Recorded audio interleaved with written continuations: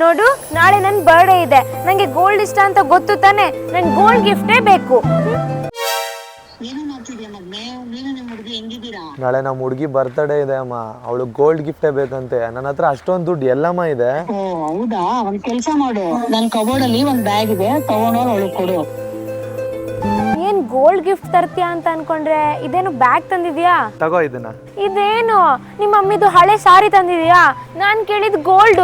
ಇದನ್ನ ತಗೊಂಡೋಗಿ ನಾನ್ ಹೇಳಿರೋ ಜಾಗಕ್ಕೆ ಕೊಡು, ನೀನ್ ಅನ್ಕೊಂಡಿರೋದನ್ನ ತಗೋಬಹುದು. ಹೌದು ಗೈಸ್, ಮುನ್ನು ಹೇಳಿದ್ದು ನಿಜ. ವಿಜಯನಗರ ಮೆಟ್ರೋ ಸ್ಟೇಷನ್ ಆಪೋಸಿಟ್ ಇರೋ ಪೂರ್ವಿಕಾ ಮೊಬೈಲ್ ಶೋರೂಮ್ ಕೆಳಗಡೆ ಲೊಕೇಟ್ ಆಗಿರೋ ಶ್ರೀ ಕಾಂಚೀಪುರಂ ಹಳೆ ರೇಷ್ಮೆ ಸಾರಿ ಸೆಂಟರ್ಗೆ ನಾನ್ ಇವತ್ತು ಬಂದಿದ್ದೀನಿ. ಹಳೆ ರೇಷ್ಮೆ ಸಾರಿಗಳಿಗೆ ಇಷ್ಟೊಂದು ಬೆಲೆ ಕೊಡ್ತಾರೆ ಅಂತ ಗೊತ್ತೇ ಇರ್ಲಿಲ್ಲ.